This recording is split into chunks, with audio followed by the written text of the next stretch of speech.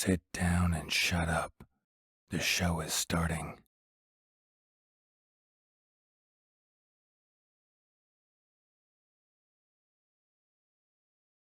Maybe. Yes. There we go. Now we're live. Hello. Hello, everyone. I probably should have had something planned to say here. But welcome into the very first tabletop game of Quest Accepted 2024. Quest Accepted is part of Stream to End MS, and all of the donations we raise through this go to help those living with MS and also towards MS research. My husband has MS, and he was diagnosed in 2016. So obviously, this is a cause near and dear to my heart.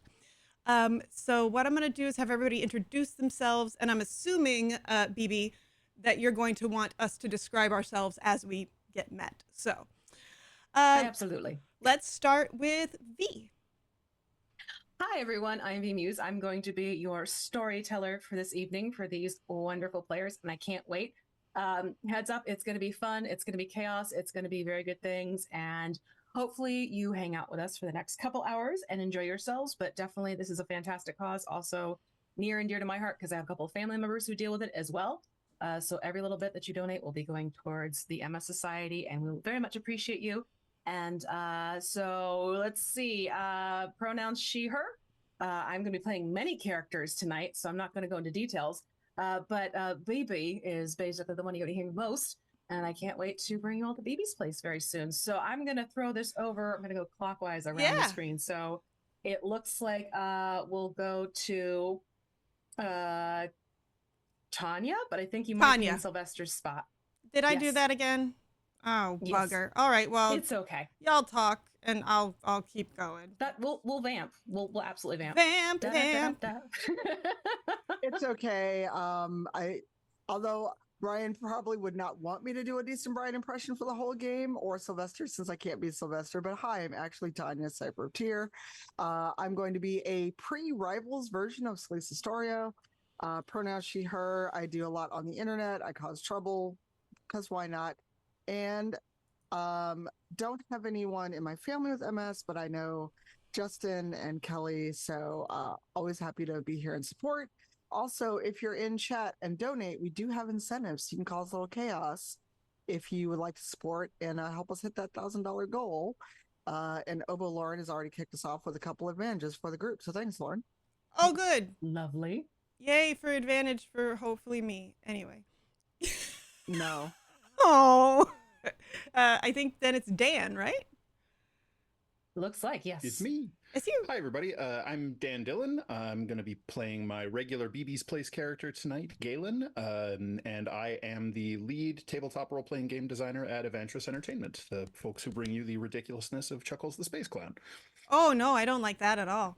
Okay, I take back my applause. Thanks so much for being here with us. We really appreciate this, y'all. And Brian. Hi, I am traumatized. Hi. Oh no. I'm Brian. Hi, traumatized. I'm Dad.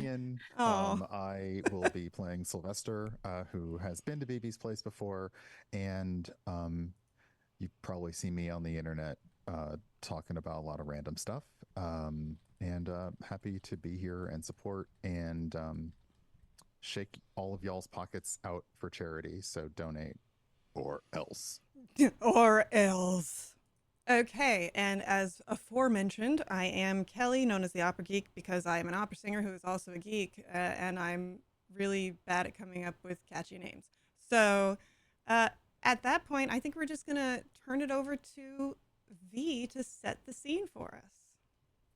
Fantastic. I love it. All right, so Galen and Sylvester, the two of you are sitting in the very familiar study of BB's library. And it's that room that has these lovely dark wooden bookcases all filled with various spell books and scrolls and, you know, little objects and trinkets of hers that you can tell it's sort of her special personal collection that she keeps away from the public eye. And you're sitting in these lovely oversized plush red velvet armchairs, and she's sitting behind her desk, and it's this very ornate desk with carvings all very naturally related. There's, oak leaves and acorns and that type of thing on the desk itself. And she's sitting in that large wingback chair of hers, and she's got her brow furrowed and her dark hair sort of swept up, not quite as well coiffed as it usually is. You can tell this is a little bit more haphazard for her. And she's not wearing her lovely glamorous attire that she normally does. In fact, she's wearing a very smart tweed suit. So you can tell that this is the BB who's, more down to business type of thing. Now, Galen, you've pretty much become one of BB's right-hand people. You've helped her out with numerous situations, and she endearingly calls you her 007, which you still don't quite know what that means, but you have a feeling it connects to what you do for her. And Sylvester, you've been there quite often as well. In fact, you've probably put on a couple of performances on the main stage with Eduardo performing along with you on the piano. And she's sort of tapping her elegantly painted deep red fingernails on the top of her desk as Honeysuckle, her little tressum, is curled up on one of the corners, just purring. And she sort of looks at the two of you and she goes, I don't suppose either of you have noticed something's been amiss lately? And as she says this, you notice that there's this strange object on her desk where she usually has a sending stone. And it's this rather square-like thing with this odd arched, almost like a banana-shaped object sitting on top, and it's connected with this spirally cord. And she's just kind of looking at it with an arched brow.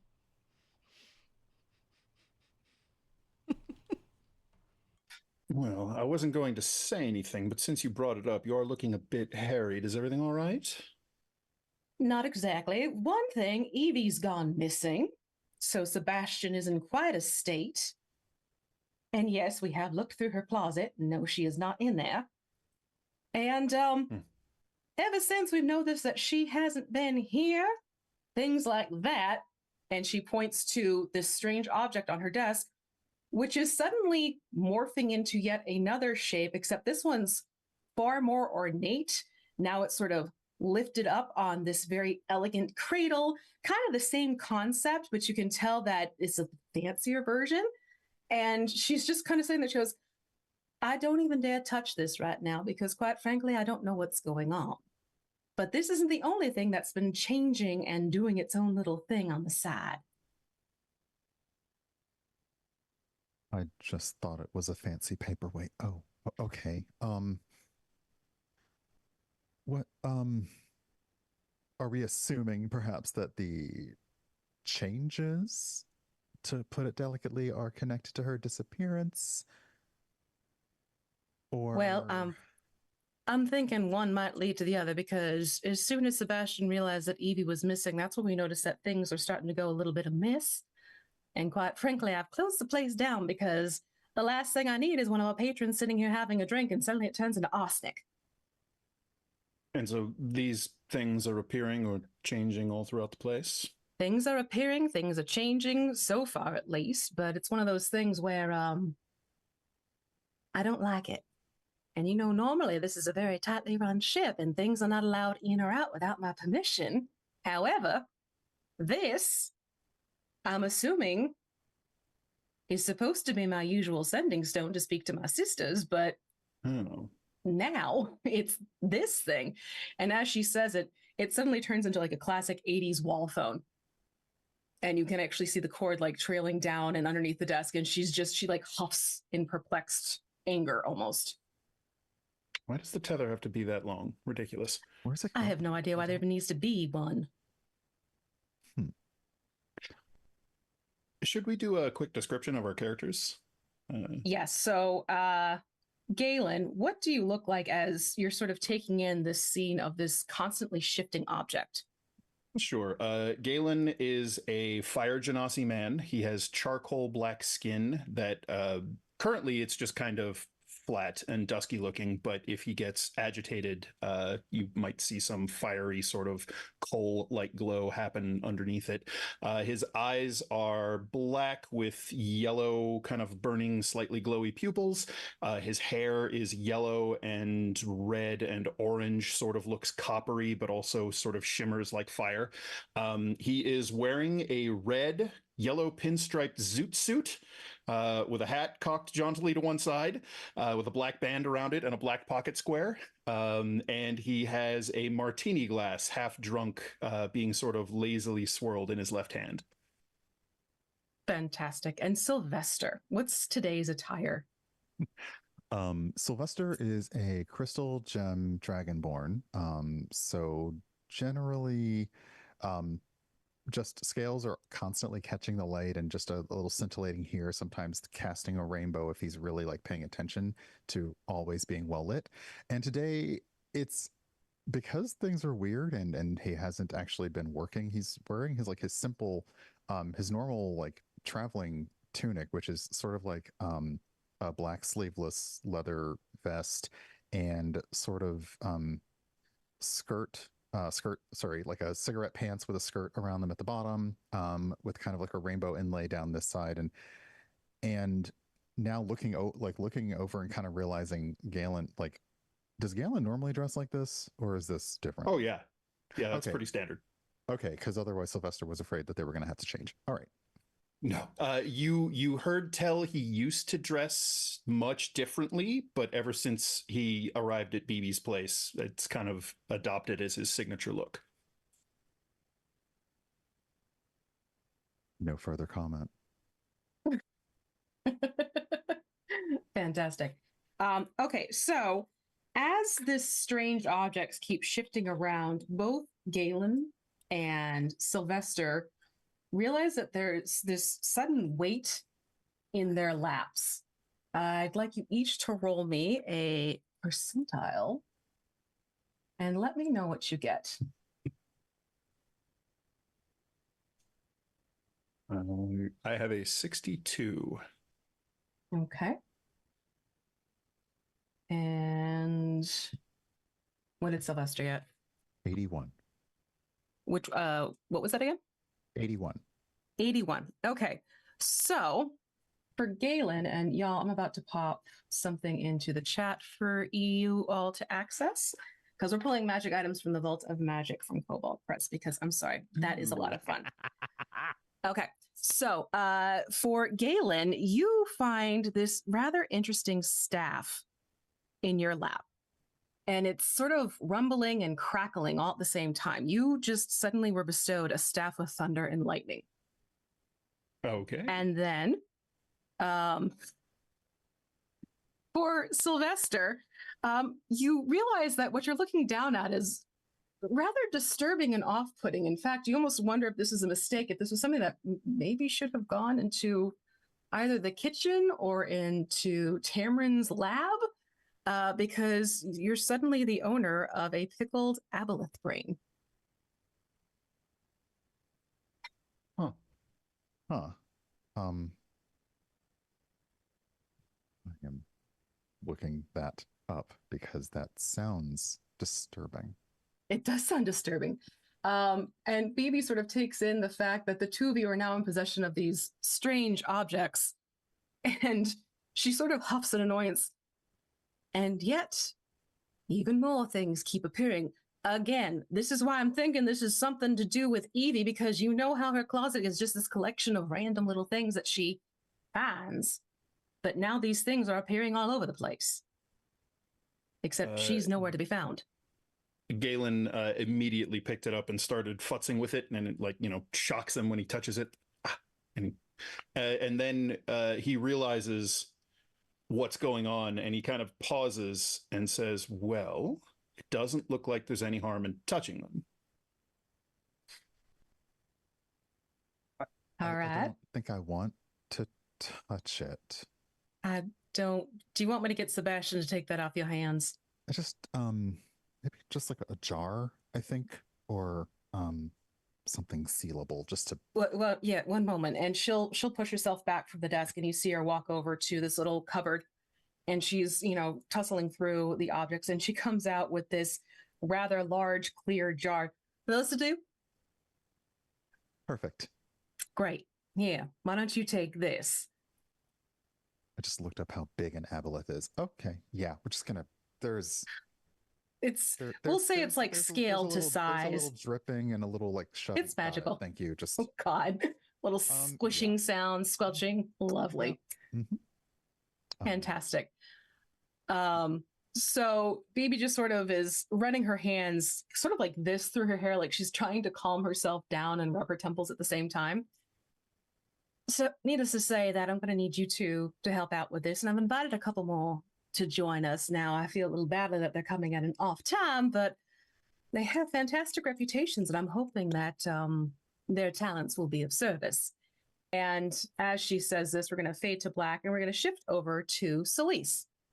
So, Celise, you've been wrapping up from your most recent adventure, and when you got back, you saw this lovely ornate envelope waiting for you. And it's the finest parchment. And on the back, it is sealed with this beautiful red wax, but it has these flecks of gold in it. And the initials are B and a lower B next to it, sort of stacked one on top of each other. And it has been waiting for you for about a week based upon what the person who's kind of been taking care of your place has said in your absence. So when you go to open it, you see that it is this invitation inviting you to visit one Bianca Beltane. And this is a name that you have heard in your journeys and your travels. You know that she is a woman of certain influence and talents. And you know, whenever an invitation comes from her, it usually means there's going to be some good pay out of it, if not something very interesting experience-wise for you.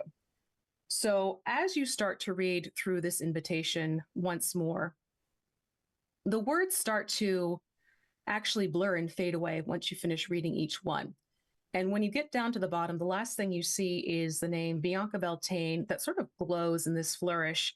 And then the whole letter itself just sort of bursts into this mix of blue and soft purple light.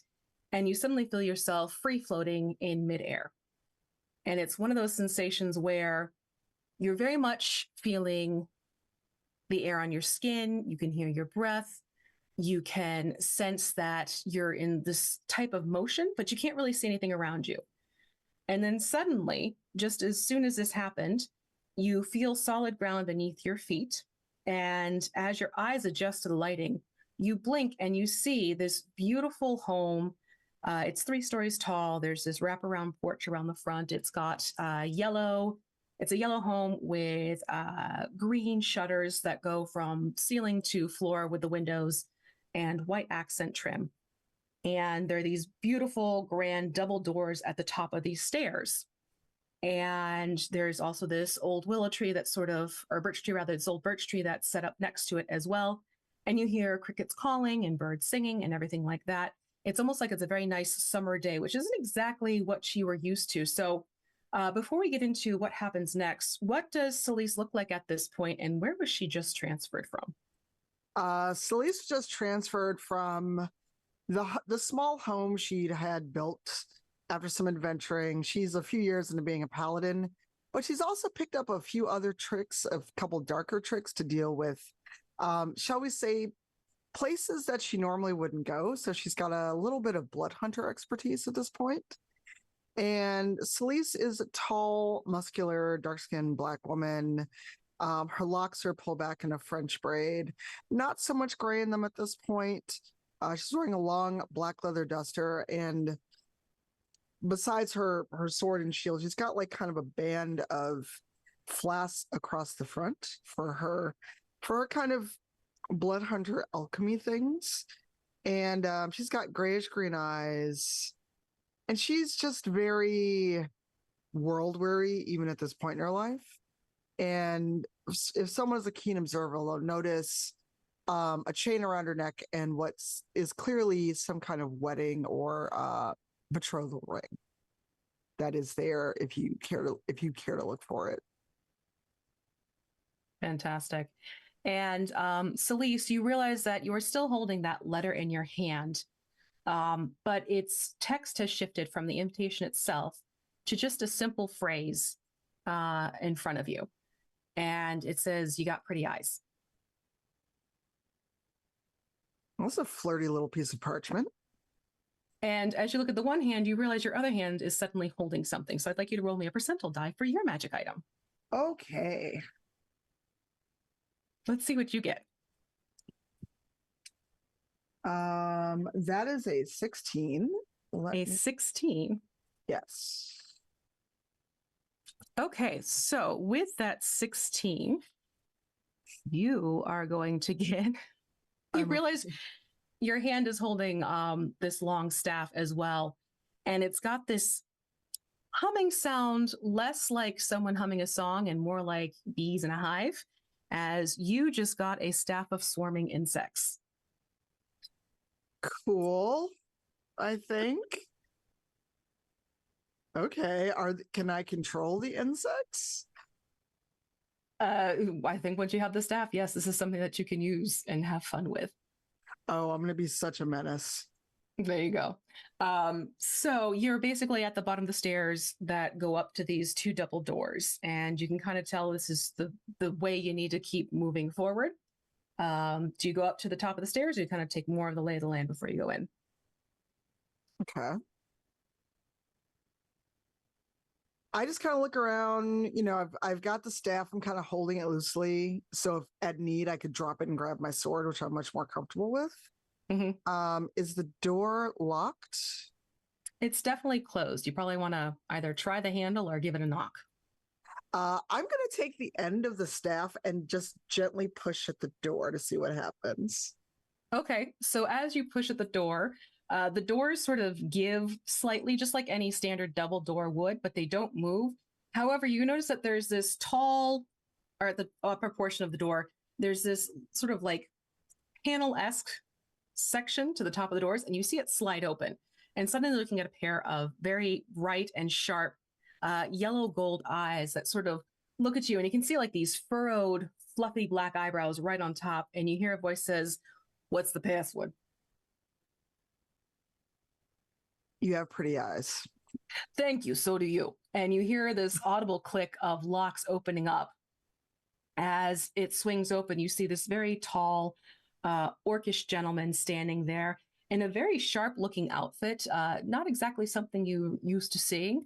The lines are a little bit more exaggerated in the shoulders, and the lapels are also quite large. It's a black suit that has these white lines running down the vertical of the suit itself. And he also has this tie on that is this bright velvety red color. And he has this hat on top, and he tips it towards you, goes, "How do you do? Sebastian, pleasure to meet you. Baby's expecting you. Your name, please." Celeste Astoria.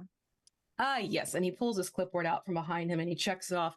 Excellent. That just leaves just one more. And as he says this, we're going to shift over. Is it Mavia or Mavia, Kelly? Mavia. Mavia. So Mavia, first of all, what do you look like? What is she up to at this moment? You're not at BB's yet. This is sort of before. So you would find Mavia to be a dwarf with very reddish, brownish hair, kind of tied up into braids on her head, and big blue eyes. Little bit of a mischievous glint to them. She does have a tattoo on her cheek, and she is currently rifling through somebody's mail. Oh dear. And what catches her eye then? Something shiny with a gold border. Because Something she shiny likes with a gold border. shinies.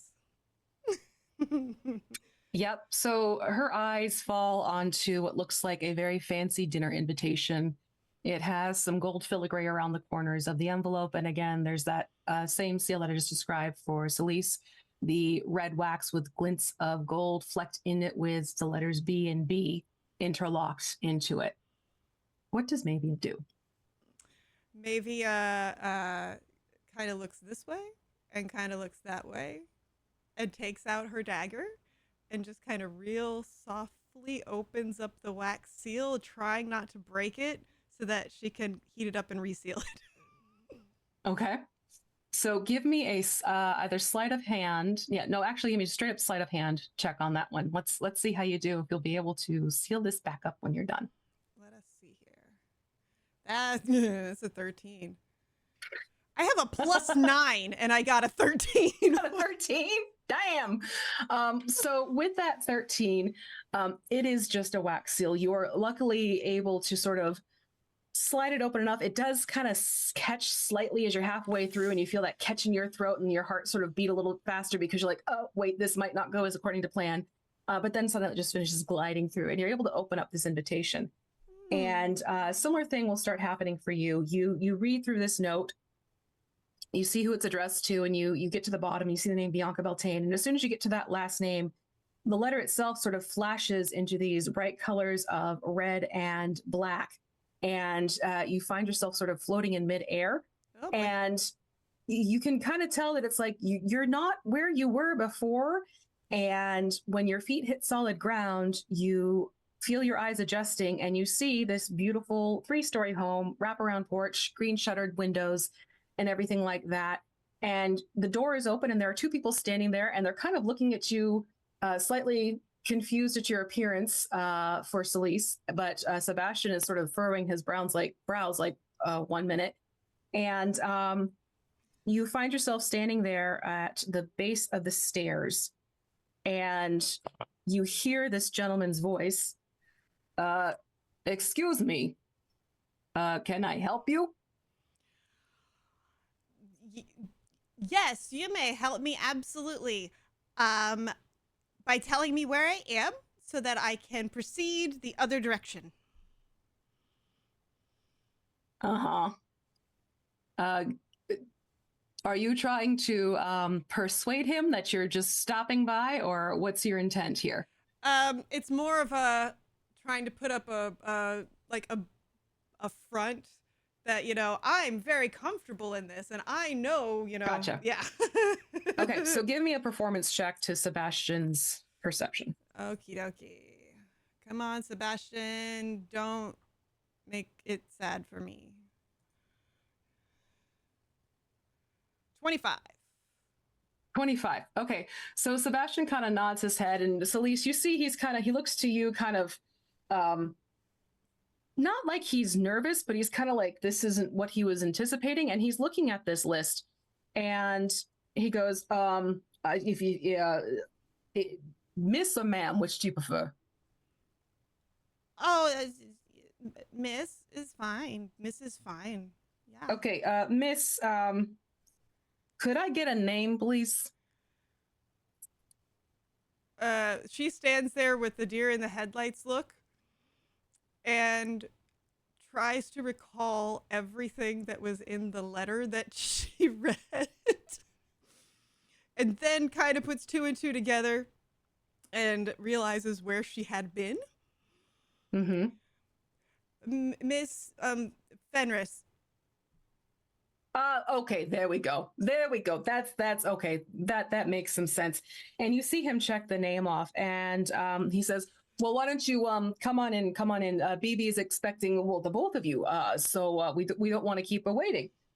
So Navia, do you follow the invitation and move forward, or do you try and hightail it out of there? At this point, she realizes that she has yet again dug herself into a hole to probably could have used some truth instead of lies. So she just kind of really carefully and gingerly steps forward because she's had bad experiences walking through random portals in the past. Okay, so I'd like you to give me an athletics or an acrobatics check as you take that first step.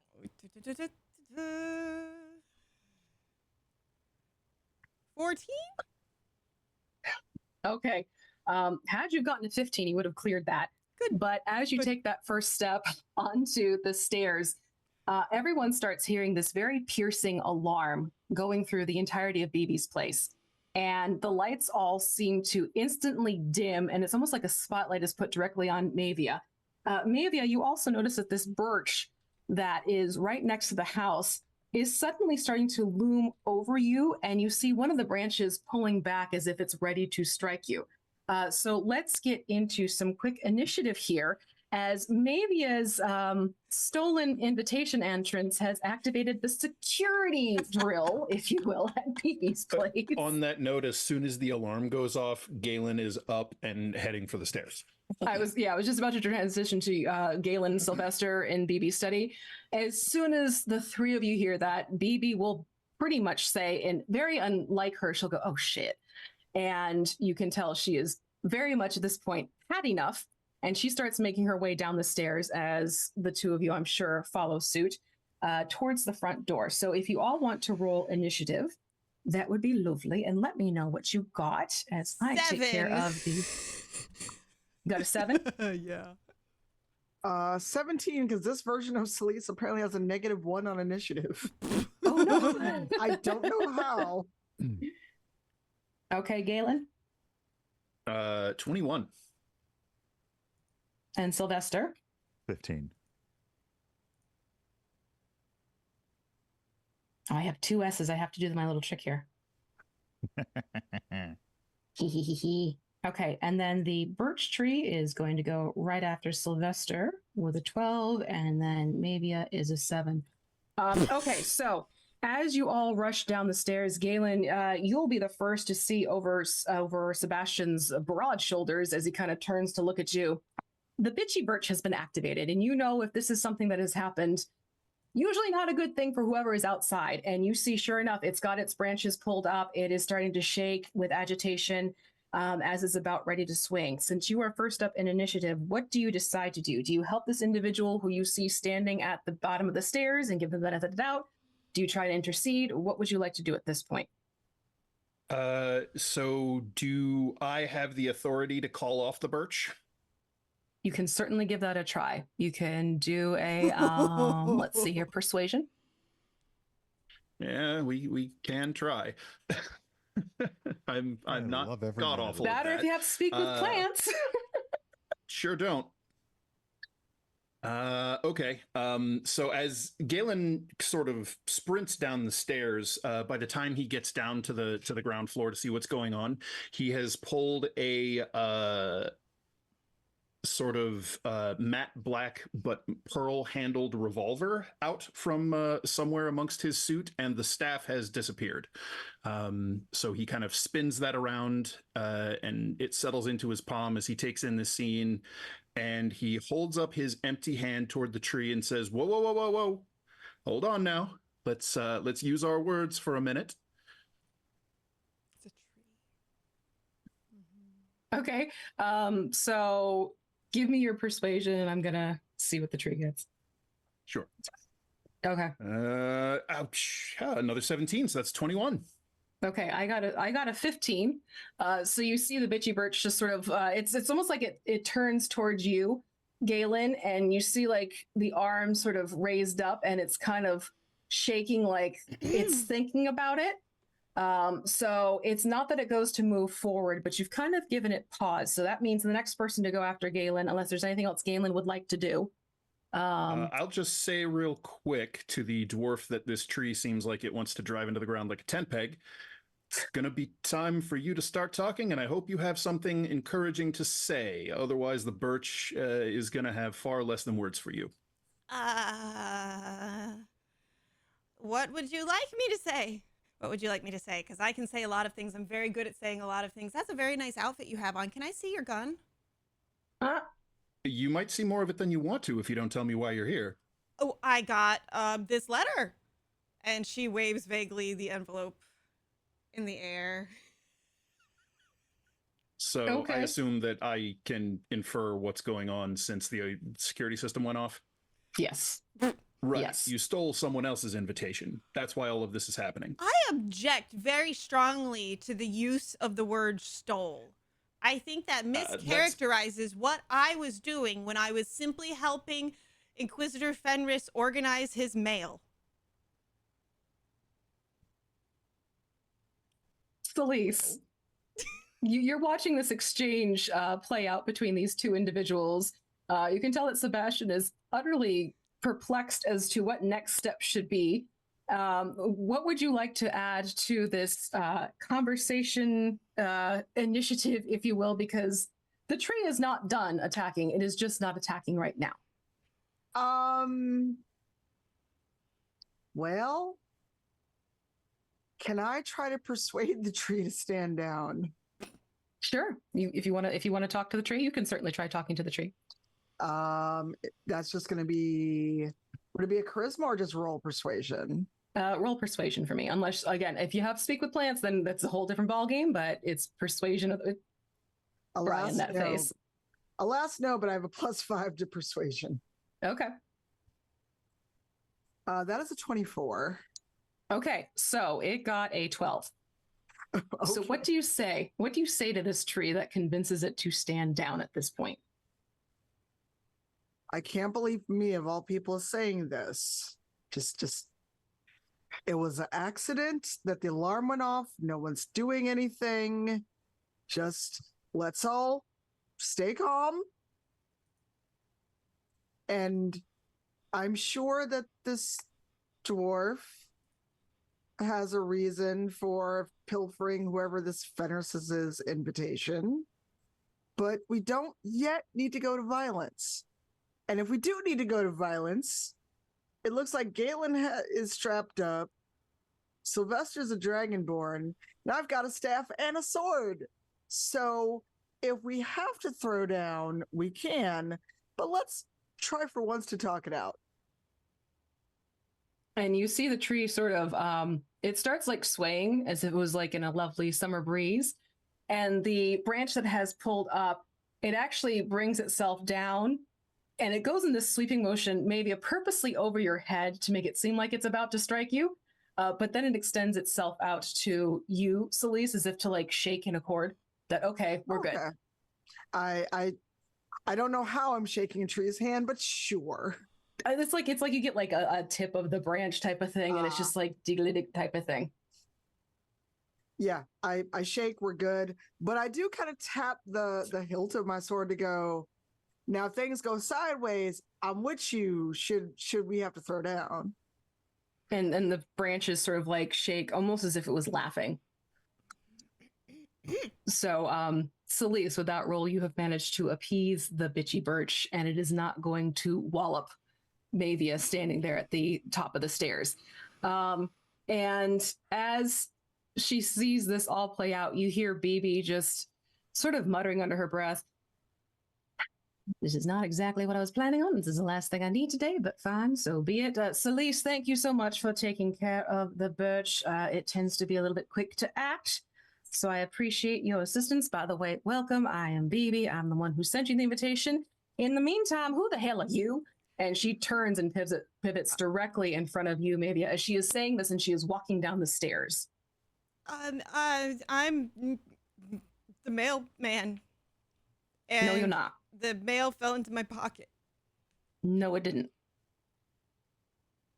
It A opened by mailman itself. wouldn't actively open up an invitation and read it to activate it. No, but I'm also the personal secretary. I answer Inquisitor Fenris's fan mail. Mm-hmm. And I have a bridge in Brooklyn I'd like to sell you. What's Brooklyn? Don't worry about that. My dear, I'm going to be perfectly frank with you. Clearly, to pick up this invitation, you have some cleverness to you and some ingenuity, which means you have talent, which means you could be of use to me. But I prefer to work with people who tend to be more forthright about their identities as opposed to lying and say they work for Fenris when I know full well you don't work for Fenris, do you? I mean, that's semantics, really. I kind of work near Fenris, and so I think that should be taken into account, and he hasn't been mad at me in at least 2 weeks. So, I think I'm good. My name's Mavia. Hello, Mavia. I am BB. Somewhere. Hello. Yes.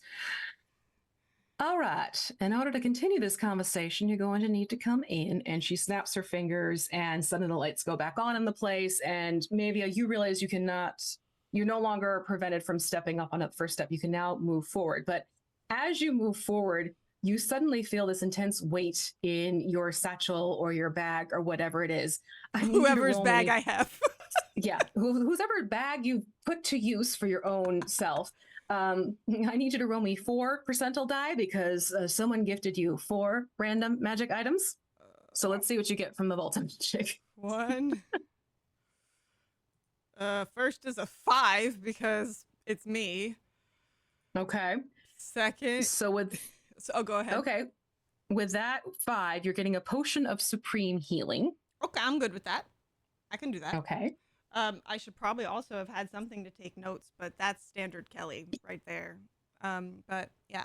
Second, 57. Hold on. I'm putting this in our chat. Supreme healing. And you said, what was the next one? 57. 57. A talisman of the Snow Queen. Can I let it go? What do you mean let it go? Okay, I'm Oh, not. Jesus Christ. Okay, first of all, that was not during my, well, it was during my parenting generation. However, my kids were not about that one. Now I get it. Thank you, Elsa. So, what's your third one? Sorry, I amused myself. Let's see here. Third is 67. 67. A lantern of judgment. How freaking perfect. Ice Queen, talisman, lantern. Lantern of judgment. Lantern And you get one more roll. judgment. What the heck does a lantern of judgment do? Does it judge other lighting fixtures or like? I mean, that would be No, kind Sylvester of does on that. brand. Oh, Yeah, I was going to say that's Sylvester's job. 23. 23. With that 23, you get a ghost dragon horn.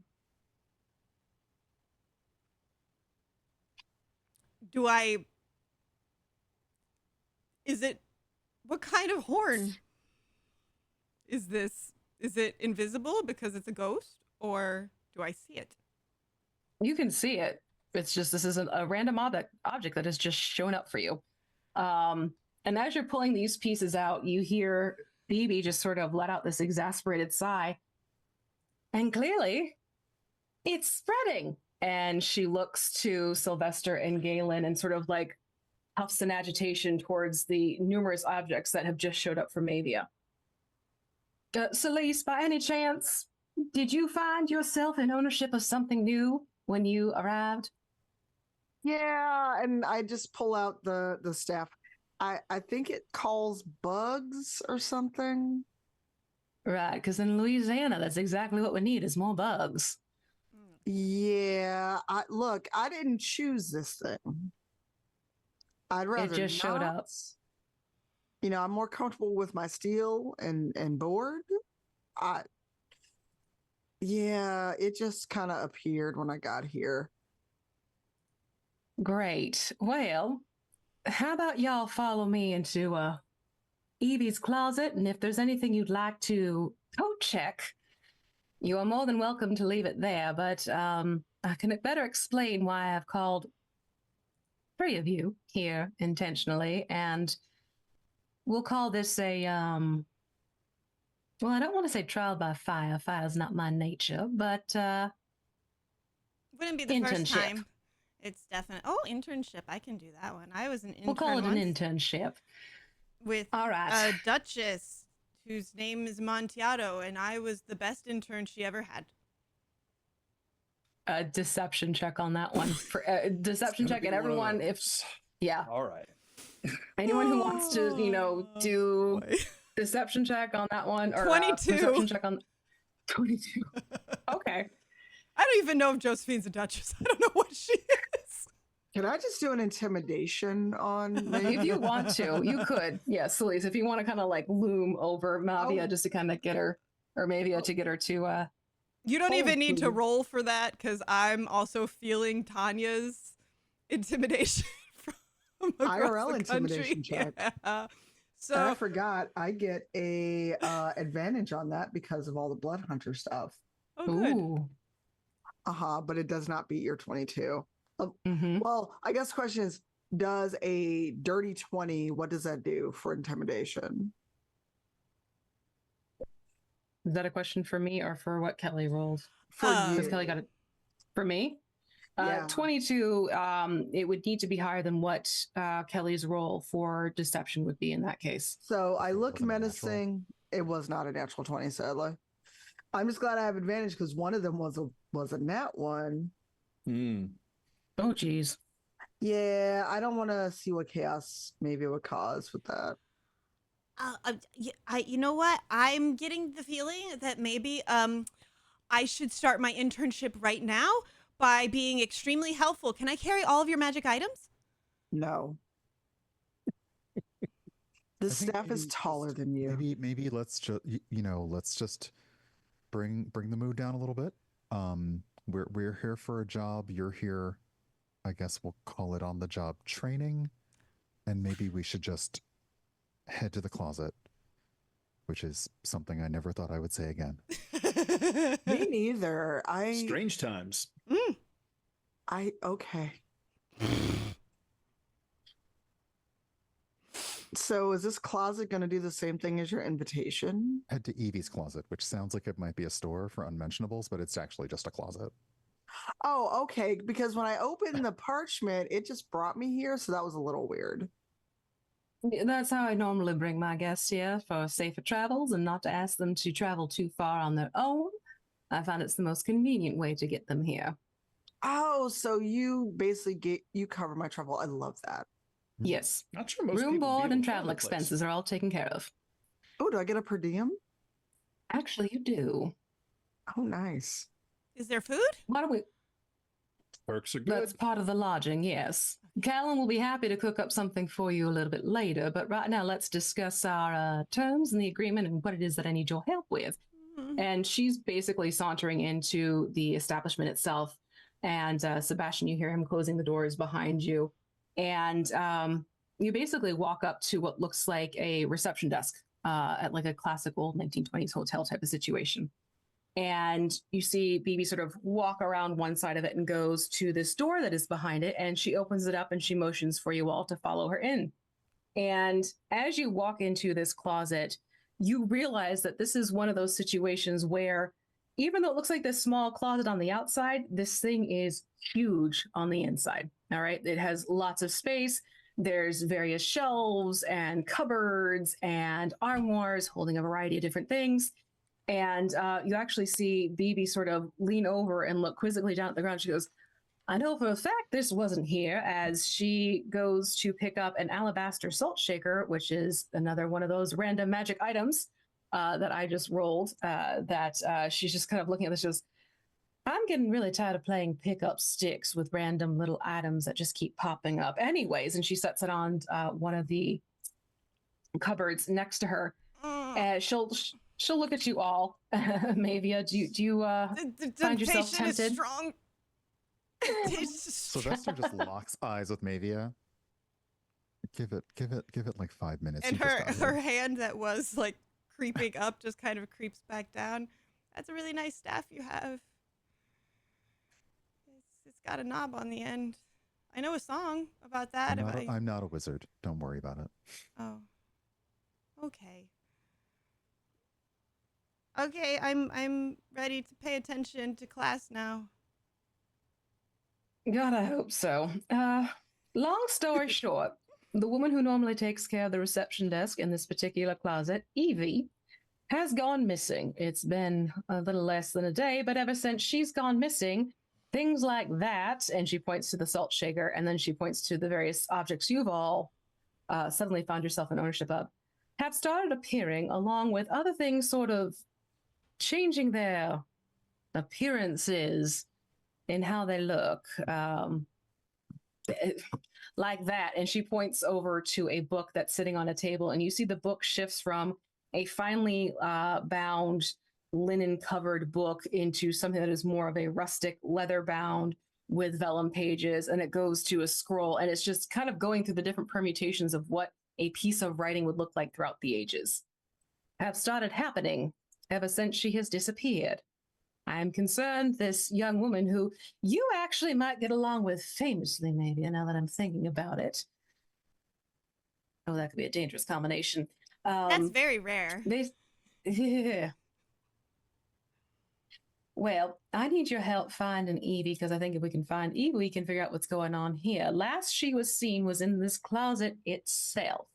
So I'm hoping the four of you would be able to sort of figure out what has happened, or at least find some clues in here of what she got herself into.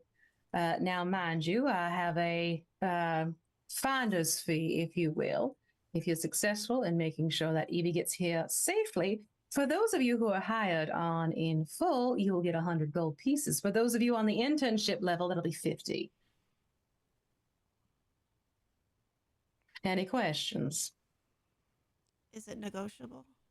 No. Okay. And she just kind of tries to stay quiet. It's very difficult.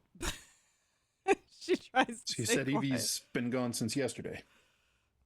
Yes, that's the last she was seen. After closing hours, she came into this room saying she needed to get a couple things organized and she had an interesting lead. And that was the last we saw of her. Now, Sebastian said she had not come home that evening, which sometimes happens with Evie when she gets caught up in doing inventory, so I wasn't too concerned. But when she hadn't shown up for breakfast, and usually that is her favorite meal, that's where we wondered if something was going on. That is also where we started noticing things were changing and shifting around. Poor Eduardo, his damn piano keeps shifting from a grand to a baby grand to like this little rinky-dink plasticky looking thing with another one of those cords trailing out of it. So basically, this is something I want to try and figure out soon. Time is of the essence, because quite frankly, I can't open the place back up if everything keeps shifting around to these odd objects.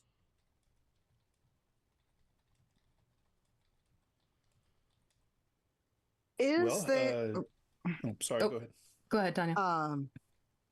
is there a portal in her closet? Normally, no, and I have tried to find something myself, but whatever could be causing this is not responding to my usual means of finding out. Go ahead, Galen. Sorry about that. Just wondering if anybody searched the entire place for her. I've had everyone looking in the various rooms, and so far no one's found anything untoward or unusual outside of, well, you know, and she points back to the book that keeps shifting around. In fact, it's now at this point where it looks like a USB stick just sitting there on the table. And then it suddenly posts back into like this very ornate scroll. Mavia raises her hand. Yes, Mavia. What is Evie? Evie is my receptionist. A young woman. Okay. Short, blonde hair, very curly, big blue eyes, a smile that lights up a room, whether you want it to or not. Likes to talk. Okay. Likes to talk a lot. I was confused for a little bit. Not a problem. Maybe Think of her like my assistant, essentially. okay. Mavia will kind of look around, because obviously if this is like a TARDIS closet, everything is huge to her.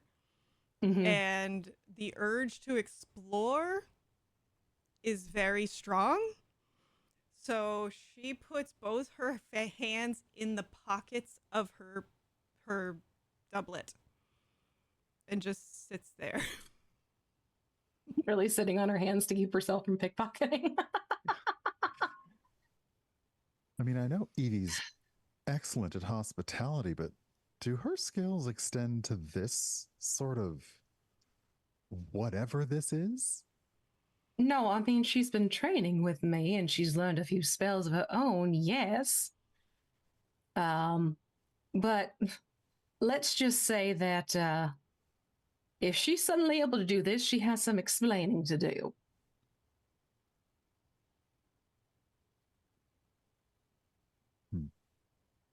Well, It's maybe a little too early. My guess is if she's doing it, she's probably not doing it on purpose. Has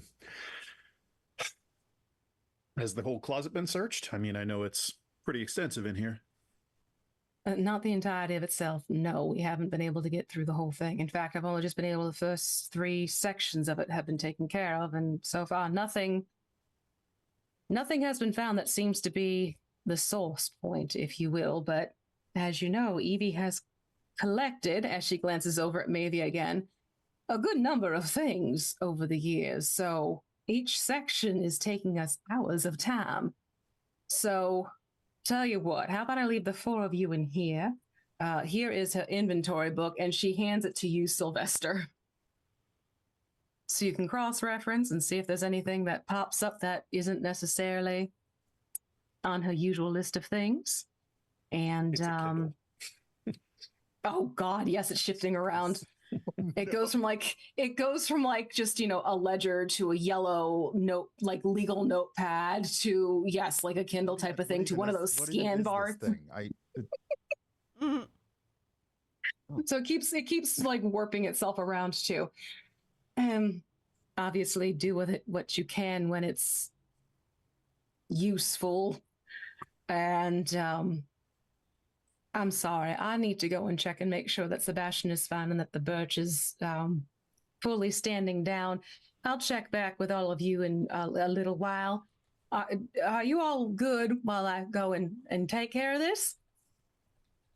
Sure, I think. We can try to figure out the best way to search. Also, how comfortable are you with using blood? My dear, it's a necessity.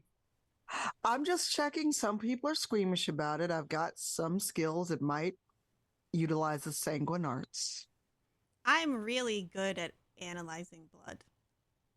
Of course you are. Which is a Wonderful. skill I did Boss. not know I We'll get had this. until suddenly I had it.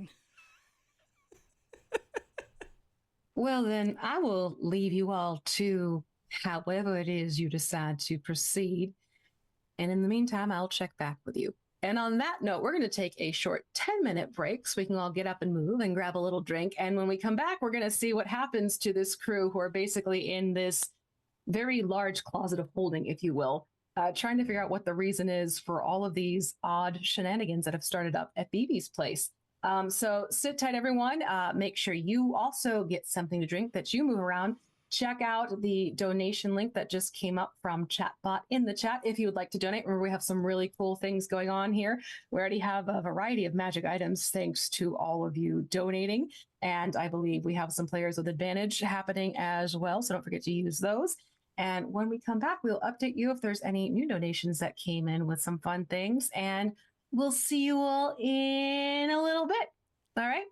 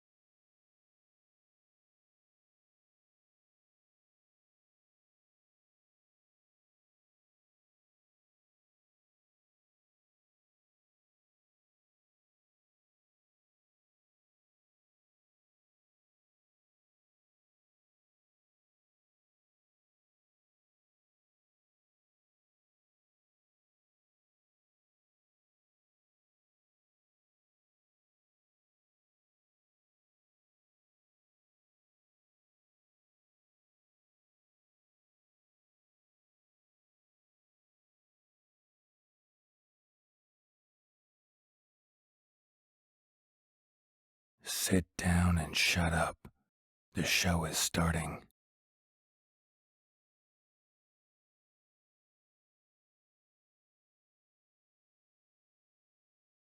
All right, are we ready? Are we good? Yeah? We are back. Yeah? We're back? We're back. Are we back? Hello, Back. we are back. And we have a pet. We have a Scotty sighting. Oh, He we wiggled a don't. bit too hard. He's there. Well, see, he's also like blipping in and out too. Yeah, he's a. I mean, we know that Scotty is a blink dog. So There we go. Every time just he blinked sneezes. out of existence. Ta-da. So just want to quickly say thanks to everyone who has been donating while you've been hanging out with us this evening. We are at 425 of 1,000 for our progress for donations. So thank you so much. Very much appreciated that one. And we already have some cool things that have been happening as a result. So we left you all before the break with our Intrepid 4 in Evie's closet, which is basically a closet of holding. So it's quite cavernous. There's a lot going on in there. BB has left Sylvester with the inventory list, but true to form as many of the other objects in this place right now, it keeps changing what it actually is. So it goes from being this very meticulous book to a scroll to, the Kindle to a little scanner type of device. Sylvester, what would you like to do at this point now that you have been put in charge of the inventory list itself? Let's see. Does it? BB said that other people had already searched like 3 other sections. Like the first 3 sections, which is sort of like there's like Okay, bays so- in this closet. So like the first 3 bays of the closet, like sectioned off areas, you can tell it's already been like gone through, and they've actually kind of like put like a velvet rope in front of each one that's been explored already to kind of mark it off. Perfect. The inventory list, like how is it organized, if it is organized at all? Like does it kind of indicate what might be in a certain section, or is it more all the things that are in there and then you got to figure out where they are? It's basically there's a map on the first page when you can actually see the pages itself as it's like going through its different permutations. Mhm. There's a map itself of the closet, and you see that each of the bays is numbered. And then you can go to different pages where it's like, bay 1, bay 2, bay 3, and then there's a list of items that should be in that bay. All right. Sylvester just kind of pinches the bridge of their nose, like gives the list a forceful look and says, "Be one thing for 1 minute." Give it an intimidation. I'm going to use. We're intimidating. I'm good at that. Do you want to help? That would be a 23. Okay, Oh, so with no, an no. intimidation, it's almost as if this thing heard you for a moment, and it seems to be phasing between objects which still have pages at least. Okay. Then yeah, look, we did the first 3. Those are cordoned off. So let's just move on to the next one. How messy are the floor? Like, is it a tidy big closet, or is it messy? Oh yeah, Evie is always known to make this look almost like it's like a little shop, if you will, when you walk in there. So it's always nicely on display. You can see everything has been folded nicely, and it makes sense in terms of like, there's a bay that's full of a bunch of different coats. There's a bay that's full of a bunch of different type of hats. So it's definitely on the organized side of things. It's not just things tossed in and shoved to the side. Okay, as we're looking around, like, is there any, like, there's no sense of disarray at all when we're walking in here? Like, I don't know how many of us even get farther than. You can give me an investigation check if you want. Anyone who wants to kind of see if there's anything that seems slightly missed, give me investigation checks. And keep in mind, y'all got advantage rolls if you want to use those. But thanks to Mandy, you also just got disadvantage rolls. Everyone? And yes, everyone got a disadvantage Okay. roll. So In I that just case, I just will used one of use- mine. I I'll used use one it of my now. Okay. advantages, and I rolled a 5 and a 6. So there's that. So maybe is kind of caught up in this massive closet of potential. She's doing the Belle and Beauty of the Beast thing. Like she's found Yeah. a ladder and she's sliding. Like Yeah. Yeah. I used an advantage, but I got a 23. Ooh, nice. 13. 13. I Galen, got are a you- 12. A 12. Okay. I used I had to use disadvantage, right? Because somebody. No, Yeah, I was saying you have disadvantage. advantage and you have disadvantage rolls that have come your way, just as an FYI. So I'll let you know when to use the disadvantage rolls, but just be a heads up. Okay, so those are, you get to slap those on us Oh. at some point. Yeah. Got In it. that case, Yeah. okay. In that case, then it's a 15. Yeah.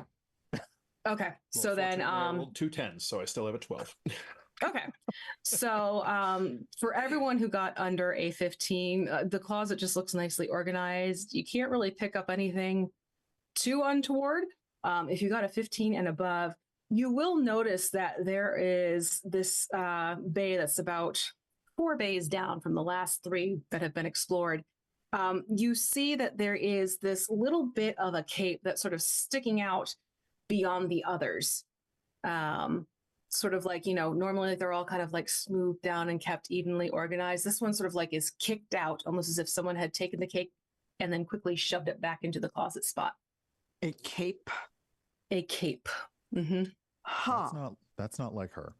I would like cake. It's not cake. That's Callum in the kitchen. Yeah, we'll get you food later. Okay. I'm gonna go investigate this cape that's sticking out. Let's go to that one. Yeah. Is the cape also shifting and changing into other things? No, the cape is staying a cape. What? Thank goodness. I was prepared for the worst. No, About to be it's still New York cape, still Fashion clothing, Week it's up still a in here. cape. Okay. I would. Nope. Okay. Not doing that. All right, I look at the others. I'm like, this is your chance before I touch this thing. I'm gonna tug at it gently to see if it comes out of the wherever it's stuck in. That's what Go right she. ahead. Okay, so Celeste, you go to tug the cape. Uh-huh. So as you go to tug the cape, you feel the cape tugging back, and you hear this little grunt sound in response. I don't think capes are supposed to make noise. In this instance, I'll agree with you. Yeah. Yeah. I pull harder to see if there's another noise. And as you pull harder, why don't you give me a straight up strength check? Oh, this is least unless the dice betray me. Because I have a +3 on strength. Okay. 16. Okay, so with your 16, Celeste, you go and you tug this cape, and you hear this determined sound as you pull this cape forward and out of the closet, and grabbing onto it with this trunk is this tiny little creature in golden color, and it has these little wings tucked in against its back and these big eyes that are sort of like scrunched closed in determination, trying to keep this cape covering it, but you've managed to pull this little Holophant out from the closet. Oh, it's a celestial. Mavia is immediately next to it with like the big sparkly anime eyes because it's so cute. It's so cute. Can I just hold it up? Is this new to us or familiar? Yeah, I was going to say, Galen. This is new. This is Okay. actually, Evie doesn't like to have creatures in the closet. Not even Beauregard Sebastian's dog. Maybe this is the thing that eats one sock after the laundry. What? What? What? Huh? I'm I still was holding just- this cape up, by the way, with the. I'm- Look, you are. And it's whatever like this holding is on, not like it's supposed to holding be. on with its trunk. Yeah, it's There's- holding on there's with a- its trunk, and it's got its eyes closed, and its ears are kind of tucked close, and you can hear it sort of muttering to itself, "Please don't see me! Please don't see me! Please don't see me!" I think we should feed this cape to the tree. The cape or the The creature cape? clinging to the tree or the cape? What creature? I certainly don't see a creature. Oh, you're right. Sorry. My eyes are tired. You're right. I mean, the tree might be cold. It might want a cape. And immediately, its little trunk lets go of the cape, Celeste, so it's almost like the cape kind of like jerks up because it's not pulling it down anymore, and it just sort of like wraps itself up in its wings, and its trunk wraps around, and it's like looking at all of you with these big eyes. That's just damned adorable. Well, I have bad news for you. I can see you, but the good news is that's going to be okay. Hello, I'm Galen, would you mind introducing yourself? Because I'm not sure you're supposed to be here, friend. No, I'm not supposed to be here. I'm Lala. Lala. Well, it's very nice to meet you. Do you know how you got here? A pretty lady. She had a lovely Good. smile, golden hair. Yes. Yes. Perfect. Yes. Very, very entertaining. Yep, I know who you're talking about. She's a friend of mine. She brought you here? Well, sort of. When I appeared here, she was here with her friend. Friend? Her friend. Mm-hmm. What friend? Yes. Who can you describe her friend? He's very tall. Kind of lanky, I guess. Had a lovely scarf, lots of colors. Wrapped around his neck a couple times, too. He kept saying he wouldn't give me his name. He just kept telling me his profession. Oh, I forgot what he Oh, does, though. yeah, yeah. Okay, mhm. sorry. Yep. Back to. Oh, all right. Okay. That's what that was my Did you? reaction. You're here now. Yes. They're not here. No, there was a whoop, and they went away. Did they? I mean, did they run? Did they teleport? Did they fly? Well, they were here like you were here, and then there was like this big flash of light, like boom. And as she says it, her ears like sort of flare out and then tuck back into the side of her head. And then it was just me. And then I hid because I this isn't like where I normally live. This is my first time here. It's my first time here, too. Cool. What's your name? Mavia. Hi, Mavia. You can come home with me if you like, if you don't want to be in the closet. Where's your home? It's a place called Thetis. And Never heard of it. There's Fluffalos and there's Mabaris, which are like little doggos. And there's this really big guy named Iron Bull who would find you very, very cute. He'd probably like put you on his head or something. I don't know. I'm not a hat.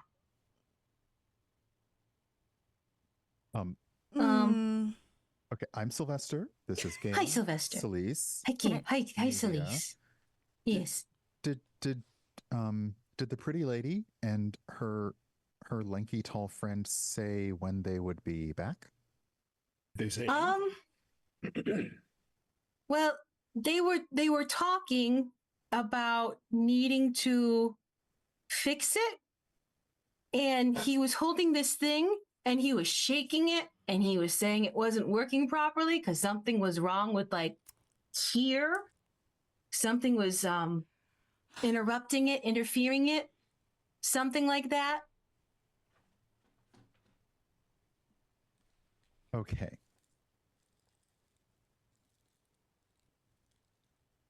Sylvester just kind of looks to the others. I don't know. The description of the tall figure doesn't ring any bells. V. No, not for Galen or Sylvester at all. Like Evie has a tendency to have people stop by with wares. Like, this is something that she'll do, but it's very rare that she actually lets others see who her sources are to help supply the closet. So chances are this might be one of her suppliers, if you're kind of inferring what this could be. Sidebar, this is the one time I don't have my damn sonic screwdriver on this desk. Mine's across the room. I gotcha. Okay. So yeah, they both seem kind of perturbed that things kept changing. Do you change? No, I don't change. You stay the same. I stay like this, yeah. I mean, I'd like to change because there's some really pretty clothes. And she's like looking up with her big eyes at like these pretty hats that are kind of hanging above and that type of thing. And she's wistfully looking at one that has this, cluster of blue hydrangea on a little straw hat and a little pretty pink ribbon trailing down the back. Is it her size? You could certainly try and see if it works for her. Yeah, no, I'm totally getting her a hat. Like, Okay. So Sylvester, did you get the hat for Lala? Yeah, since Evie's not here to stop me. Okay. Look, he made a hat. Every visitor to BB's gets a wardrobe change. More Me too. At least. So Lala, Yes. what was this person's profession? I don't remember. I kept asking what his name actually was, and he says, "Don't worry about that." And then he said he's a something, but it's not a word I'm familiar with. Hmm. Do you remember what it sounded like? Dictator. Oh, that's the one. I know lots of those. That's a word. But that sounds like he didn't strike me as a dictator. He was actually very friendly and open to suggestions. Like dictators are. Yes. No, they aren't. I know.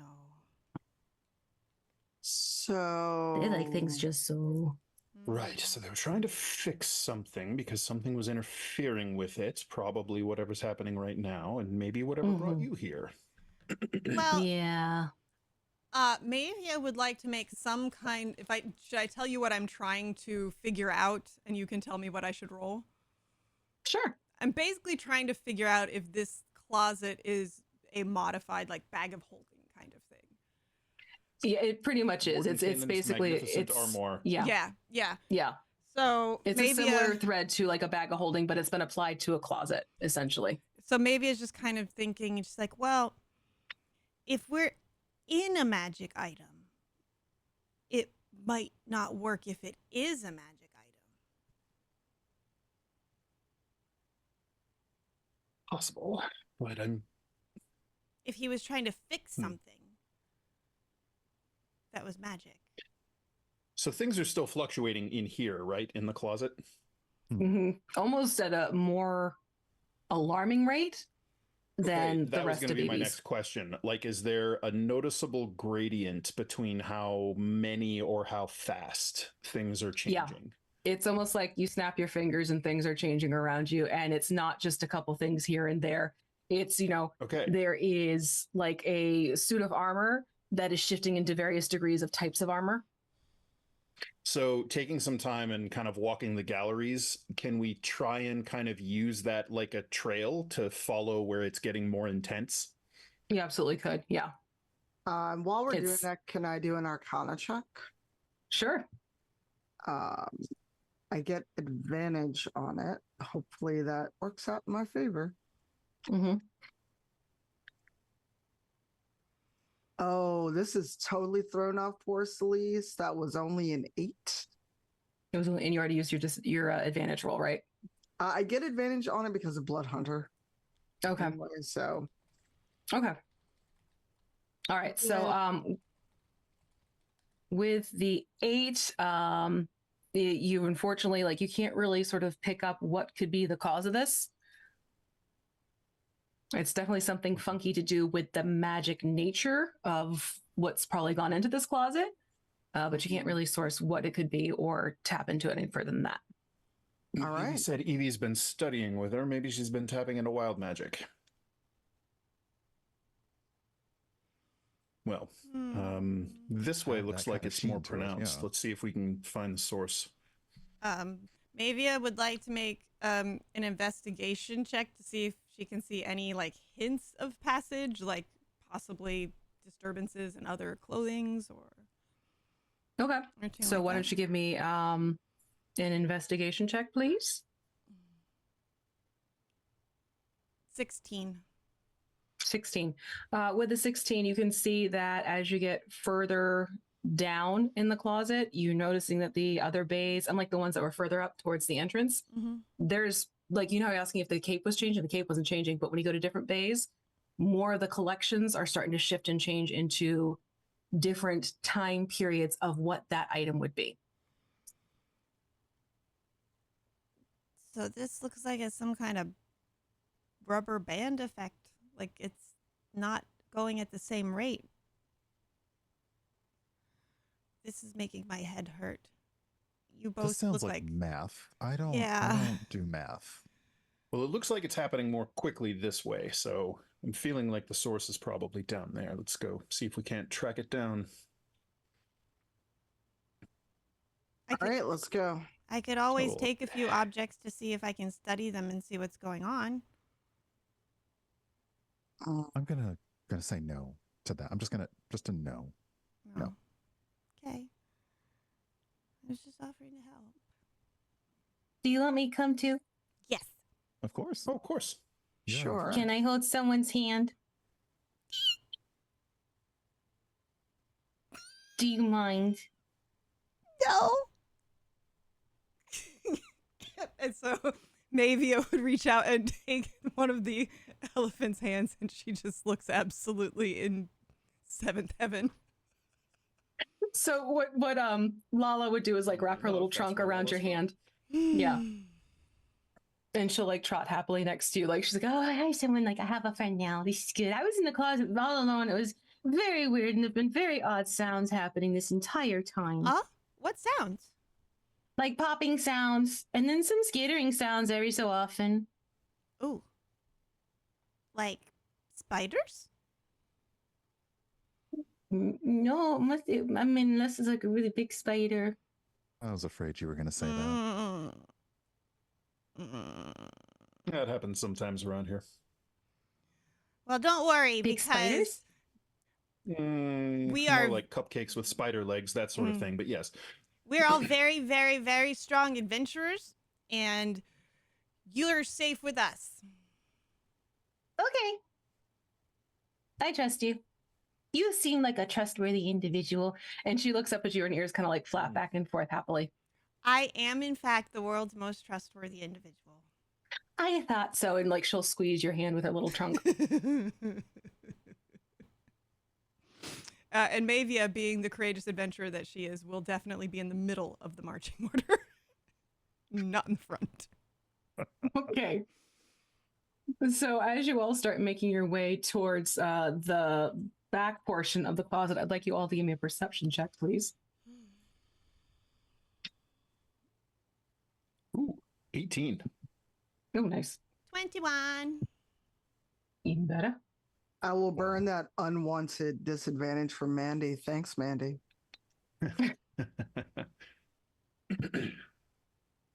Oh, All right. myself for this. With the disadvantage, it's only a 10. Oh, geez. Okay. And everyone's rolled now? Yeah? Yeah. Okay, great.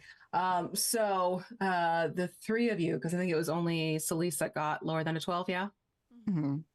So the three of you, Celise, I think you're probably looking at Lala like just puzzled as to how she could be so trusting of Mavia so quickly.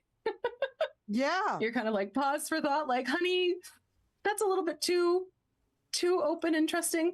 However, Yeah. for Sylvester, Galen, and Mavia, you notice that one of the bays is full of these variety of feathers, and there's a cluster of feathers that seems to be moving back and forth frantically, if you will.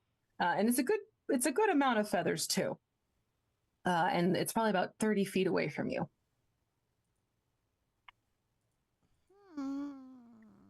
Like these are like very ostentatious ostrich plumes sort of clustered together type of situation. Moving of their own accord? Mhm. Something in the feathers. Or yeah.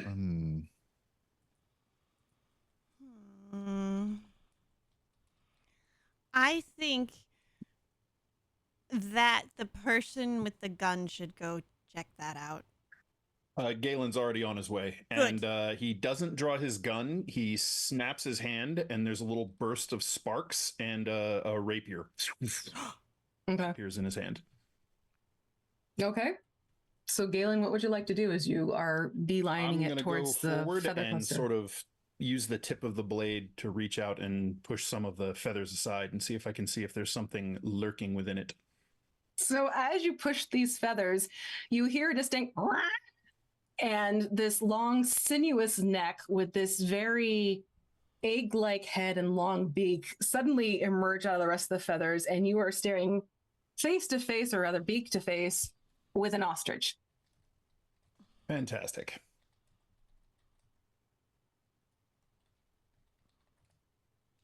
Sylvester casts Speak with Animals. Oh, good. Okay. So you cast Speak with Animals, Sylvester. What would you like to say to this ostrich? Are there normally like, sometimes people with supplies, but animals in here? Is that was something that either of us would have expected? No. All right. You're the second unexpected visitor we found in this closet today. Do you know how you got here? The head sort of like, it's almost like one eye stays on Galen as the other sort of shifts over to you. Good choice. And it's like, I'll be happy to chat if your friend stops using me as a pincushion. Oh, yeah, Ixnay on the apiary ray. Galen. Oh, sure. Maybe it casts Lower the blade. comprehend languages on herself. Okay. Is the ostrich actually talking, or is it only speaking through the spell to? It's only speaking through the spell to Sylvester. It's not. It's Got it. not So a it's sentient just ostrich. It's squawks purely and because of the screeches. spell. Got it. Yes. It's like. Good. It's very inelegant. It is upsetting, but very well. Yes. And I'll lower Yeah. the blade.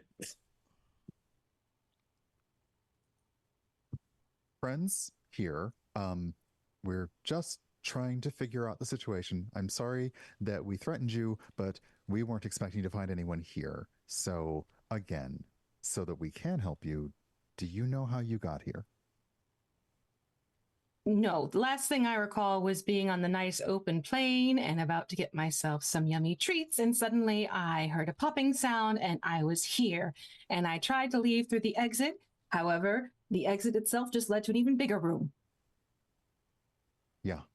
Yeah, no, it's just nothing but space back here. Okay. And Sylvester relates. Did you come in through the blue door too?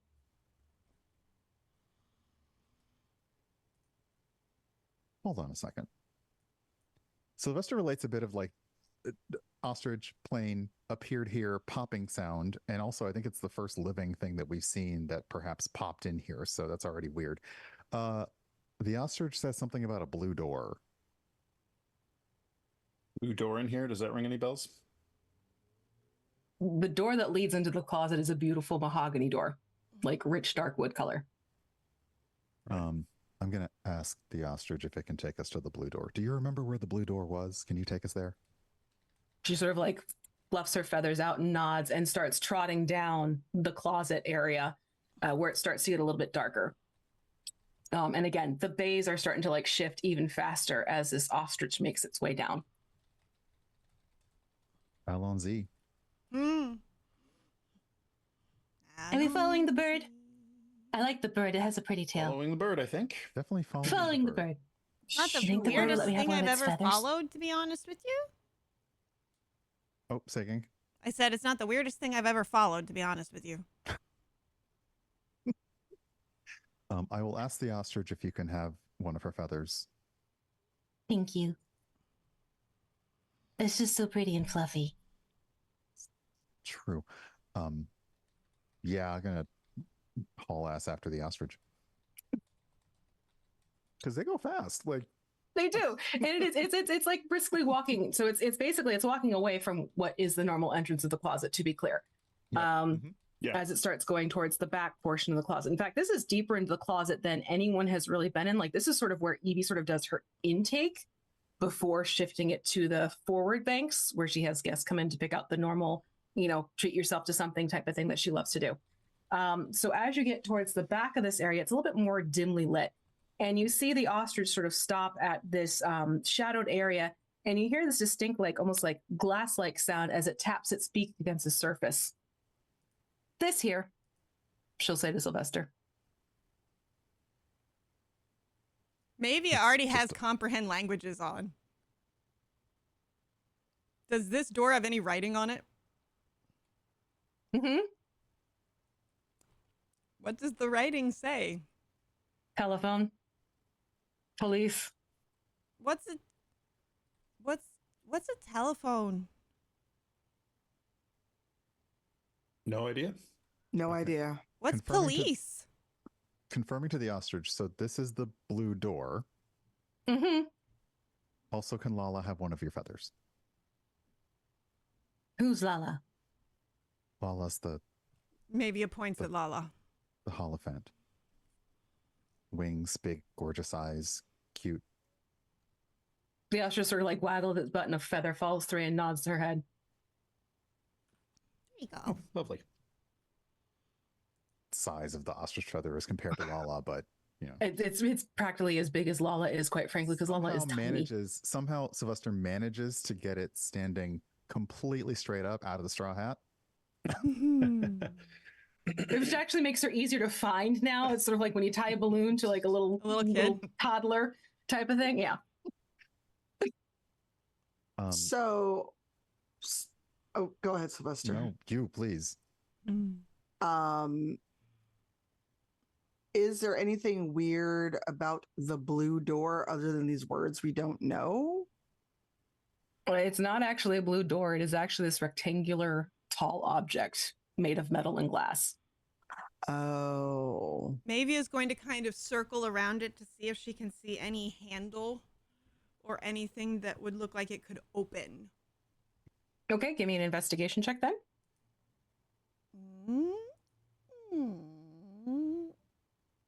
18. Okay, with an 18, yes. There's actually, you can tell there's an access point to get into this rectangular box. I found blue box. a knob, and I'm going to turn it.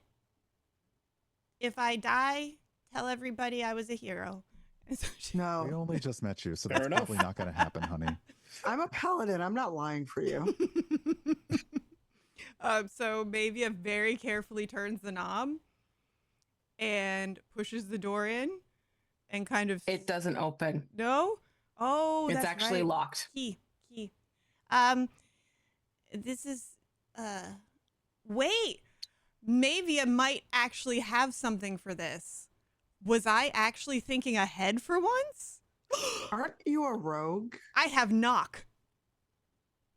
Hey. Oh, well, there you go. So Mavia will cast knock. Okay. So maybe a cast knock and you go to try the door again? I don't like the smile you have on your face right now. I do. So Mavia tries the door again after casting knock. Okay, so you cast knock and this time the door does give way. So now she kind of sticks her head in. Hello? And hello? Hello? Oh, hello? Hello? Mavia kind of starts tiptoeing in. And almost like face to face with you is this blonde woman, like curly hair, big blue eyes, big bright smile. Oh my God, thank goodness. We have been trapped in here. I cannot wait. What time is it? What day is it? Where are we? Now, Galen and Sylvester, you hear this voice coming through the door. You know this voice. This is a very familiar voice. Hello, Evie. You've been missed. It's been 2 days. Yeah. Well, one Galen? day. Yeah, I was gonna say you missed. That's it. you? So it's been about a day. Yeah. Sylvester, is that you, honey? Yes. Great You've been job the missing other night since with Eduardo. yesterday. I have? Oh, no. Yes. See, well, we're in a bit of a pickle, aren't we? Tell you what, why don't we come out? And as she says this, she comes out of this door and she's in her usual, cute little dress with, little band around her head type of thing. You can tell she basically was ready to start the day. And behind her comes this tall, lanky gentleman with this very colorful striped scarf that's wrapped a couple times around his head. He's wearing a trench coat. He's got like this sort of crumpled fedora on his head. And he sticks his hand out and he goes, "Pleasure to meet you. I'm the doctor." I'm sorry, the what now? The doctor. Who? Do you have a name? Those pockets look The really doctor. inviting. Pleasure to meet you. All right. Thank you ever so much for getting us out of here. Clearly something timey-wimey has been going on here. I'm going to scoot out of here. Made sure I got everything Evie needed. Thank you ever so much. Evie, by the way, never going to happen again. How about we meet a few yards down instead of here in the closet itself? Sound good? Great. Wait. Y'all are champions. I'll see you later. And he's like, basically, Hold on. We What? need the short woman that's still in your whatever this is. oh, Evie stepped out. Like No, she's me. come out Oh, of no, the... maybe.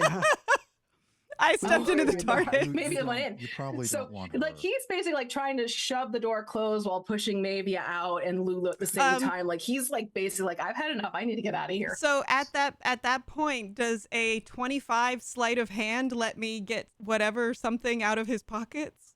No, not with him. Not even a jelly baby? Do you know how deep those pockets are? I know. No. Right? Can I have your scarf?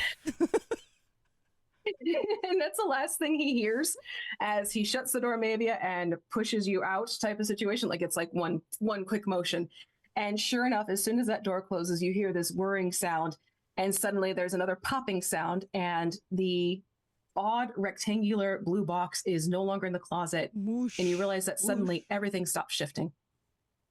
Sylvester's yelling at the air that this box, you cannot go around the plains abducting women like this. Oh, he didn't abduct me. We got stuck. See, I think we pulled a little whoopsie daisies.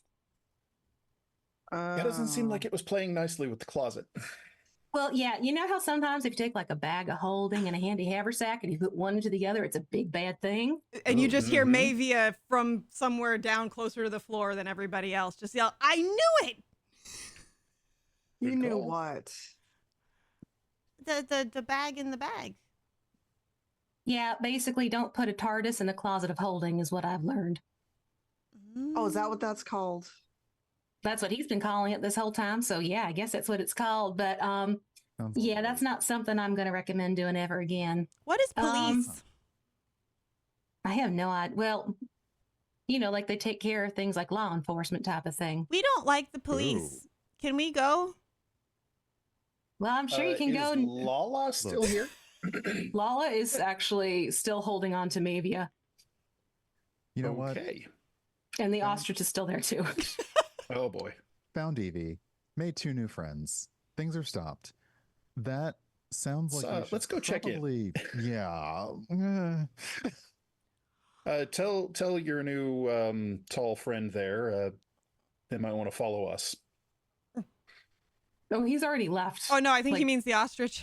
No, I mean Oh, the the ostrich. ostrich. Yeah, the Oh, the ostrich. Okay. Is the ostrich There's- tall enough for me to ride? Oh yeah, like this is a good. Like you could Good proper- jockey on the ostrich if you want to. Sylvester, can you still speak with animals? Yes.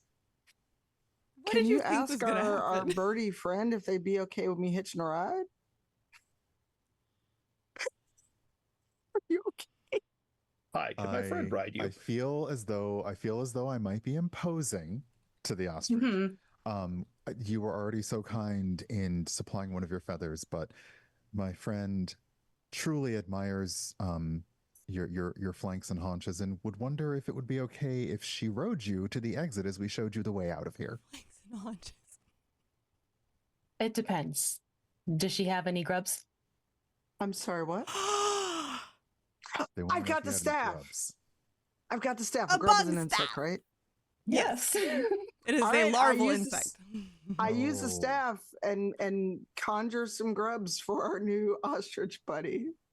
This poor ostrich is starving. It has been sitting there kind of stuck, and it gobbles up the grubs that you have pulled forward. And once it's had its fill, Celise, it kind of gets down on the ground and offers you a little position to sit down and stand up. And the lot of you will trot out of Evie's closet and up to BB's study. And BB's just kind of standing there with the most perplexed look on her face. She's lost all composure whatsoever as in comes Galen, in comes Sylvester, in comes Celise on an ostrich, and in comes Mavia holding the hand of a hollyphant, or holding the trunk of a hollyphant. Okay, boss. We have about 4/9 of a story. Not quite half. And there's Not no sure longer what's going police on, in your closet. But I think it's all good. Everything back to normal out here? Yes, everything stopped shifting. I have some questions. Mm. Oh, you have questions. And you can, Galen, you can kind of feel Evie sort of like sneaking behind you, like trying to like. Don't even think about it. Come on out. But she's going to kill me. No, she's not going to kill you. Well, she's going to get mad at me, and you've seen her mad. That, we got to deal with what we got to deal with. Crap. Well, we found Maybe Bibi. I can She's okay. explain. Yeah, I'm fine. I'm fine. So sorry about that. It just turns out that if you try and put so much in a 5-pound bag, bad things happen. It turns out same thing can hold to other things if you try and put things in my closet. So, problem solved. They all did a fantastic job.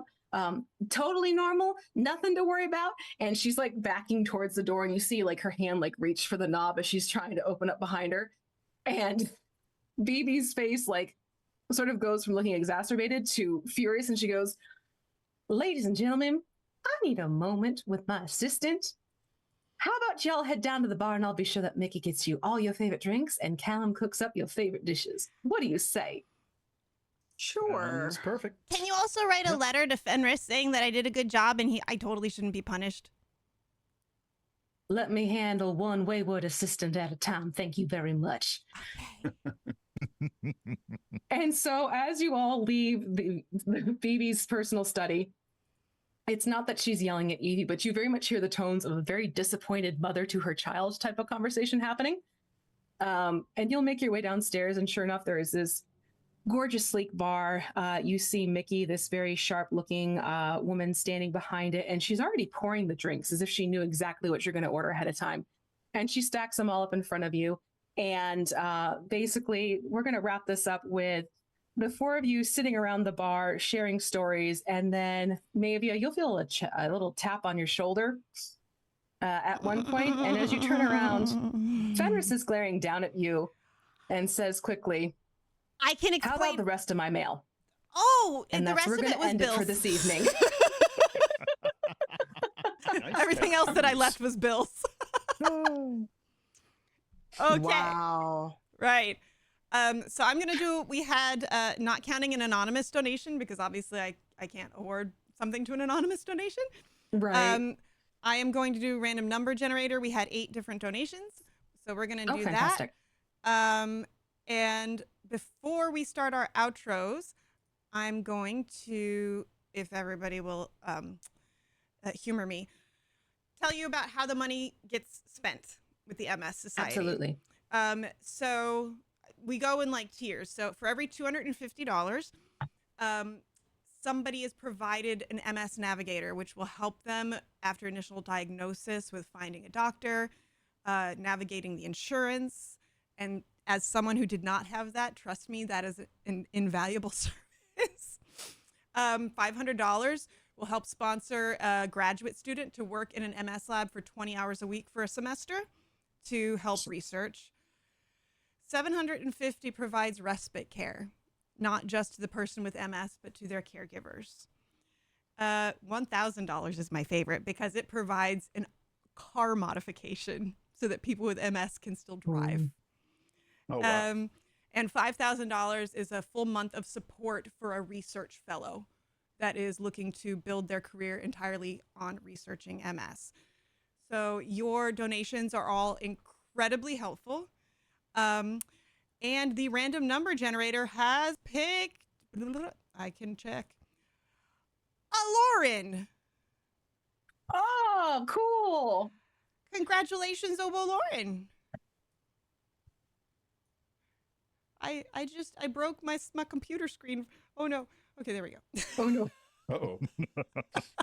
Yay. Congratulations, Lauren. Hey, congratulations. Yay. It's I like how Lauren's like, what? Yeah, right? Yay! And yes, so the lovely artist Lou at Realm One has offered several of these character portraits as prizes. So tune in, and we will be giving away more of them. And just as a reminder, it is a full custom character, full body, color, with a digital and physical copy. So, I can't thank my friends here enough for doing this at very short notice. This event kind of has had a couple hiccups this year. And so the fact that I've got friends like these to step in, I'm not sure what I did to deserve people like this, but I'm very grateful to all of them. And speaking of, Tanya, tell us about yourself. I'm also going to be giving you a look. You're going to get a text with several emojis later. Hi, I'm Tanya Cypher-Tier. I'm glad I could be here. This is fun. We got to have shenaniganery. I did not expect V to pull the doctor out on us, so that was Neither did unexpected. I. But I, longtime It fits. streamer, do a lot of various content, mini painting, TTRPGs. And October 31st, I'll become a Dragon Age Veilguard streamer, and I will not care about a single other thing in my life. Aw. So, I hear that a lot. oh yeah. So it was nice knowing you all. But actually, next Sunday, I will be doing the Infernal Goose Chase with some friends to also support MS Society. I believe we're going on at 11 a.m. Pacific. Also with Kelli, Painting Pirate, and Obo Lauren. I forgot who all else is in the game. I think Brian. And Brian, right? Thank you. I wasn't sure if you were coming or not. I'm sorry. There's a goose to chase. There's a goose. It'll be for good. It'll be for shenanigans. It'll be for charity. But yeah, Cypher-Tier, we're online. Come say hi. Be nice. And if you're not, that's a you problem. Okay, Dan. Hi, I'm Dan Dillon. This was delightful. Thank you so much for inviting me. I love BB's Place, and I love getting to play with you peoples. You can find me on Twitter at Dan_Dillon_1. And yeah, I don't really have anything cool going on. Like, I'm not a streamer or nothing, so I'm gonna play a lot of Space Marine 2 come Monday. Yeah. Good Brian. choices. Hi, I'm Brian. You can find me online as Urban Bohemian. You can next see me streaming tomorrow morning, about 8 a.m. Eastern. I mean, look, no, I'll be drinking tomorrow evening. 8 a.m. Eastern on my channel, twitch.tv/Urban Bohemian. And yeah, you can see me next weekend in the Goose Chase. It'll be my birthday weekend. So, you know, I'll probably be sauced, which is perfect when you're chasing a goose. Hi, everyone. I'm V. This one is Cotton. I'm a pro DM and player, as well as miniature painter. I'll have some fun news to share later on in this month about other things that are going on with me. Thank you so much for hanging out with us. If you want to find me, I am V Muse on various social media. Sometimes there's an underscore involved, just to make sure to give you a heads up on that one. Yeah, this has been so much fun. I love bringing people to BB's Place. And quite frankly, I had to do the whole doctor thing. I was inspired because of every single time I've played with Kelli, Dan, and Brian, they have all brought up, so the closet's like the TARDIS, right? I'm like, I thought that's why you were doing it. Yep. Because of those comments, I'm like, well, what would happen if the TARDIS was in the closet? That's what inspired this whole game tonight. So this is your fault. It's usually my fault. Collectively, yes. Collectively. No, I meant all yes. of you. Oh, okay, yeah. Not just one of you, all of you. Okay. Yeah, we did this. Yeah. And my name is Kelli. You can follow me here, and I am currently, thanks to Tanya, playing through Dragon Age Inquisition for the first time. Because to clue everyone in on the secret joke that has been making Tanya roll her eyes, Mavia is a character from an actual play Dragon Age RPG that Tanya ran that she allowed me to be in despite never playing any of the games. So it was fun. So I will have my donation up all through playing Inquisition. I will be back here on, that'll be tomorrow is Sunday for Dragon Age. And then next week, of course, for the Geeses. And we really appreciate all of you. We appreciate your donations. It means a lot to us. So I hope everyone has an absolutely lovely night, and we will see you later. Bye. Thank you so much, everybody. Bye. Bye. Thank you, everyone. Say bye, Cotton.